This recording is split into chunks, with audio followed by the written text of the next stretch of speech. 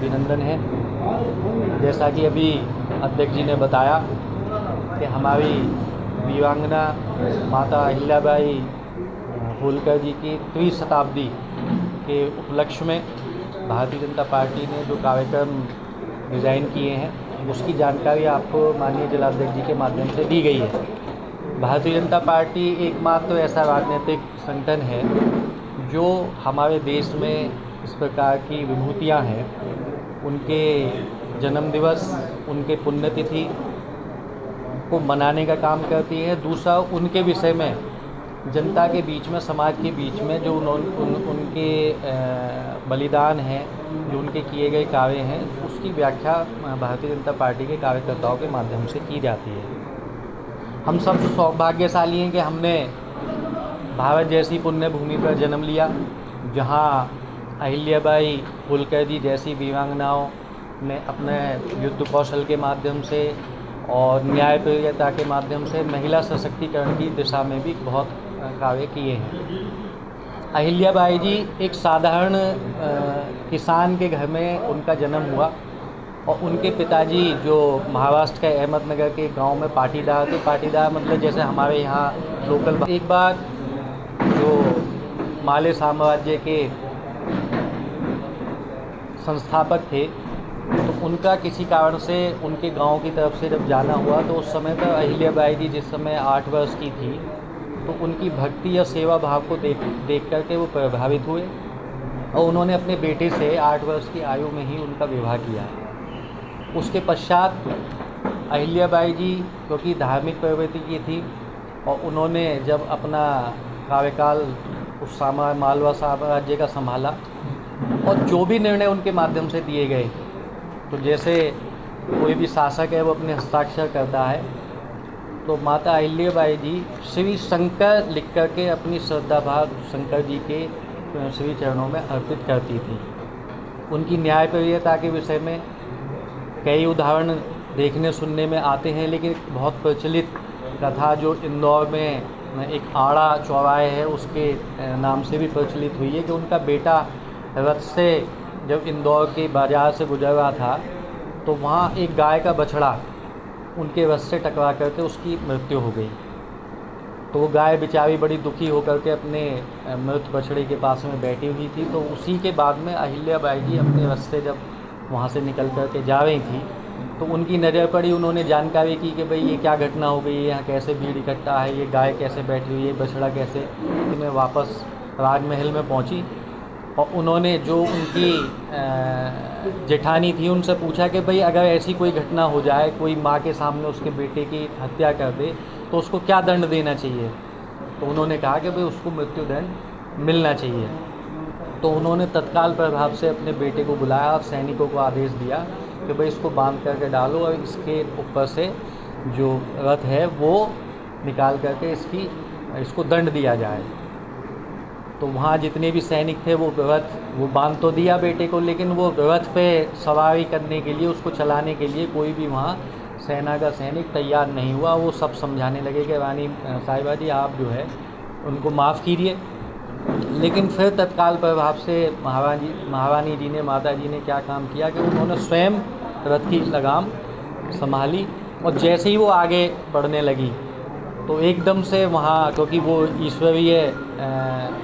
Then उस रथ के सामने आ गई और जैसे ही वो आगे बढ़ने का प्रयास करती थी तो गाय उसको रथ को रोक देती थी। तो बाकी सब लोगों ने बताया कि भाई ये माँ भी ये चाहती है कि कोई दूसरी माँ के सामने उसके बेटे के साथ ऐसा ना हो, अन्याय ना हो। तो इसलिए जो है उनको निर्णय के लिए भी जाना जाता है। और उनकी कूटनीतिक जो रणनीतियाँ थी, जिस समय 1767 में उनको राजगद्दी सौंपी गई तो आसपास के जो पेशवा थे उन लोगों ने सोचा, क्योंकि उस समय पे महिला को इस तरीके की राजगद्दी पहली बार दी गई, तो उन लोगों ने सोचा कि भाई हम आक्रमण करके और मालवा साम्राज्य पर कब्जा जमा लेते हैं। तो इस बात की भनक लगी, उन्होंने अपने सेनापति को भेज करके एक पत्र उनके माध्यम से भेजा। उन्होंने कहा कि भाई ठीक है, आप लोग यदि आक्रमण करना चाहते हैं तो आपका स्वागत है, इंदौर के मैं महल के दरवाजे आप लोगों के लिए खोल देती हूँ और जो मेरी महिला सेना है महारानी जी ने एक महिला सेना भी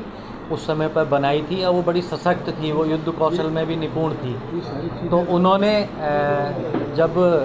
वो पत्र भेजा तो उस पत्र का पढ़ कर के ही सब लोग जो बाकी के पेशवा थे वो एकदम से घबरा गए। उन्होंने फिर लिखित में सेनापति के माध्यम से अपना जवाब भेजा कि नहीं नहीं महारानी जी, ऐसा नहीं, आपको गलतफहमी हो गई। हम लोग तो केवल दुख प्रकट, आपके ससुर साहब का देहांत हुआ है उसको दुख प्रकट करने के लिए हम आए थे। और दूसरा जो विशेष कारण है, जो जिसका चाहती है कि समस्त हिंदू समाज को उनके विषय में जानकारी होनी चाहिए कि जिस समय पे मुग़लों का शासन था तो मुग़लों ने हमारी जो धर्म संस्कृति से जुड़ी हुई धरोहर थी, जो हमारे मठ मंदिर थे, उनको समाप्त करने का काम किया, उनको निस्तानाबूद करने का काम किया। यदि माता अहिल्याबाई जी नहीं होती तो जो आज हमें काशी विश्वनाथ मंदिर दिखाई देता है, जो आज हमें उज्जैन का महाकाल मंदिर दिखाई देता है, जो आज केदारनाथ में मंदिर दिखाई देता, ऐसे लगभग 3170 मंदिर का निर्माण रानी अहिल्याबाई जी के माध्यम से कराया गया। और काशी विश्वनाथ मंदिर के विषय में तो ये, क्योंकि उनकी देखो कूटनीति या नीति, क्योंकि वो आगे भविष्य के विषय में उनका अध्ययन था कि भाई यदि मंदिर मुग़लों के माध्यम से जो समाप्त कराए जा रहे हैं, यदि इनको यहाँ पर पुनर्स्थापित नहीं किया तो आगे भविष्य में हिंदू समाज को, आने वाली पीढ़ी को ये ज्ञात नहीं होगा कि यहाँ पर भी शिव शंकर का या बड़े बड़े मठ मंदिर थे। और देखिए भारतीय जनता पार्टी, हम लोग सेवा के माध्यम से और जो अपने महापुरुष हैं उनको याद करके हमेशा अन्य प्रकार के कार्यक्रम करते रहते हैं।